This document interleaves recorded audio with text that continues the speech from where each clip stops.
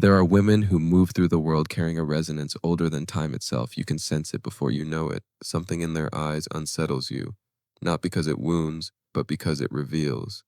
They do not belong to the rush of our age, yet they walk among us, disguised in ordinary bodies, wearing the same clothes and speaking the same language. And still, this is no ordinary soul. Carl Jung spoke of the collective unconscious as a vast underground sea, where the memories of humanity rest like sediment at the ocean floor. Some women come into life already carrying vessels filled from those depths. They remember things they've never learned. They recognize places they've never been. They dream of times their bodies never lived. This is what it means to carry an old soul. And yet, this condition is not chosen. It is not cultivated through effort or striving. It chooses her, the way lightning chooses its path to the earth. An old soul is simply born into a life that cannot contain her fullness, and so she spends her years navigating a world that often misunderstands her, trying to reconcile the eternal within with the fleeting without. The first sign of an old-souled woman is a hunger for meaning that ordinary life cannot satisfy. While others wake and pursue comfort, accumulation, or recognition, she wakes with a question burning quietly in her chest. What is all of this for? For her, existence cannot be endured unless it points beyond itself. This is not academic curiosity, nor a hobby of philosophy. It is a need, as essential as breath. Without meaning, she withers. And so, she seeks relentlessly, in books, in psychology, in spiritual traditions that remind her she is more than flesh. Jung's writings on individuation do not strike her as theories, but as descriptions of terrain she has wandered since childhood. The second sign is her strange sense of remembering places she has never lived. A ruin, a song, a ritual from a distant culture can move her to tears she cannot explain. She may stand before a stone temple or walk through a forest and feel the whisper, I know this. This is not nostalgia. This is cellular memory, archetypal resonance, the soul recognizing patterns it has known across centuries. When she encounters these echoes, she feels both homesick and at home, reminded that her life is not a straight line, but part of a spiral turning through time. These first two signs already separate her from many. They set her on a path not of easy belonging, but of holy estrangement. For to carry an ancient soul is to live perpetually between two worlds, the visible and the unseen, the now and the always. If the first marks of an old soul are her hunger for meaning and her strange remembrance of forgotten lands, the next ones reveal themselves in her relationship to suffering, both her own and that of the world. The third sign is her natural compassion, which flows not as performance, but as inevitability. To her, the pain of another is not something external. It ripples into her own body as if the boundary between self and other were made of silk, not stone. When she witnesses grief, she does not stand apart. She enters it, feeling the wound as though it were stitched into her own skin. This is not codependency, it is recognition. We are all threads woven into the same vast tapestry. Jung would say that she lives close to the archetype of the Great Mother, the one who holds all life as her own. Yet this gift is double-edged. For the old-souled woman, the suffering of the world presses heavily upon her. She cannot close her eyes to injustice or numb herself with distraction the way others do. Her heart remains porous, and thus she must learn to carry pain without drowning in it. And yet, paradoxically, the fourth sign appears as an unshakable calm in the midst of storms. While she feels deeply, she does not shatter easily. She has walked through too many inner deaths to be easily broken. She knows that every tempest eventually passes, that every darkness contains the seed of dawn. Jung called this capacity the transcendent function, the ability to hold tension between opposites without collapsing into despair. Where others lose themselves in panic, she becomes a still center, a presence that others instinctively turn toward. She does not offer false reassurances. Her presence itself reassures, for it carries the quiet message, you will survive this, I have survived it too. The fifth sign emerges in her relationship to time itself. She often perceives currents before they surface in the collective. Sensitive to the stirrings of archetypal change, she recognizes the first movements of a shift in consciousness while others still sleep. Years before a cultural awakening, she may feel it coming in her dreams, her intuitions, her restless knowing. Jung believed that the collective unconscious speaks first through the imaginations of sensitive individuals before movements erupt into society. This sight is both blessing and curse. She speaks of things others cannot yet see, and so she is often dismissed, misunderstood, or called eccentric. Only years later do others realize she was naming truths before their time. She has walked this path so often that she no longer wastes energy trying to convince the unready. She knows her role is to carry the vision even if she must carry it alone. Thus, the old-souled woman stands as paradox. She feels suffering acutely, yet becomes a source of calm. She sees the future before others, but accepts the loneliness of vision. She carries the heaviness of humanity, yet continues to walk with quiet grace. The woman with an old soul does not seek company to escape herself. Her solitude is not punishment, but nourishment. This is the sixth sign. She is deeply at home in silence and aloneness. While others fear emptiness, she enters it as sanctuary.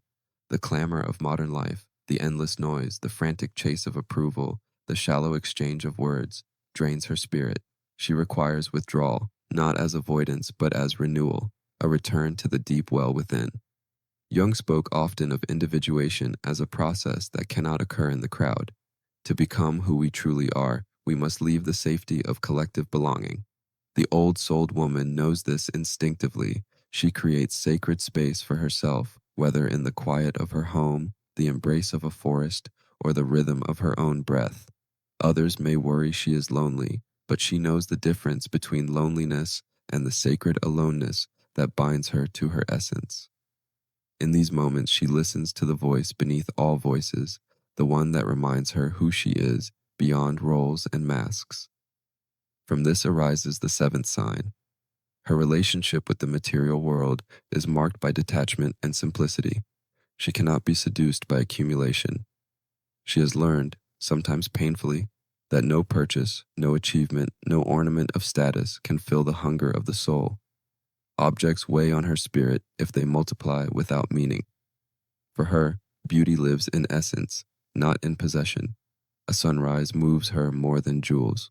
A heartfelt conversation nourishes her more than a banquet. She understands what Jung insisted, that meaning, not material, constitutes the true treasure of life. What cannot be carried beyond death cannot be the source of real fulfillment, and so she travels light, not always in possessions, but in heart. She is not bound by the illusion that the next success or the next possession will complete her. Instead, she turns her gaze toward what endures. This detachment is not cold rejection of the world, but freedom within it. She can enjoy beauty without clinging, savor abundance without worshiping it. Her solitude and simplicity make her appear strange to those who measure worth by busyness and wealth. Yet within, she feels rich, rich in depth, in silence, in presence. For the woman with an old soul, solitude is her teacher, and simplicity is her crown. The woman with an old soul carries a peculiar magnetism across generations. This is the eighth sign. She forms natural bonds with both children and the elderly. At first glance, these two ends of life could not be more different, yet both rest close to the threshold of mystery. Children, fresh from the unknown, still shine with an innocence untouched by the masks of culture. Elders, preparing to return, often carry wisdom distilled through loss, love, and time. Jung described these as archetypes of the puer aeternus, the eternal child, and the wise elder. The old-souled woman recognizes both because she holds both within herself. When she meets a child, she sees not something incomplete but a full soul in a smaller body. She listens with reverence, treating their wild stories and curious questions as sacred wisdom. And children respond. They sense her honesty, her refusal to diminish them, and they feel safe in her presence. Likewise, elders find in her a companion who does not fear their silence, their slowness, or their nearness to death. She honors their dignity, recognizing in their faces the reflections of journeys she herself carries in memory. This sensitivity leads naturally into the ninth sign, her hunger for spiritual truth. For her, spirituality is not a costume worn on weekends or a doctrine memorized from books. It is a vital necessity, a thirst that must be quenched or she will wither. She cannot stay confined in rigid systems that demand obedience without depth. She seeks what Jung described as the living self, the eternal center that unites conscious and unconscious, finite and infinite. She might study the mystics, meditate with Buddhist texts, walk in nature as if it were a cathedral, or weave fragments from many traditions into her own practice. Her soul is not satisfied by belief alone, it craves direct encounter with the sacred. From these depths arises the 10th sign, perhaps the most visible to others. Her eyes carry the weight of lifetimes. You can recognize her before she speaks. Her gaze unsettles because it sees. It does not stop at the persona, the carefully crafted mask. It looks beneath, into the shadow, into the potential, into the unspoken truths you carry. Jung said the eyes reflect not only the ego, but the self, that larger field of consciousness beyond the narrow identity.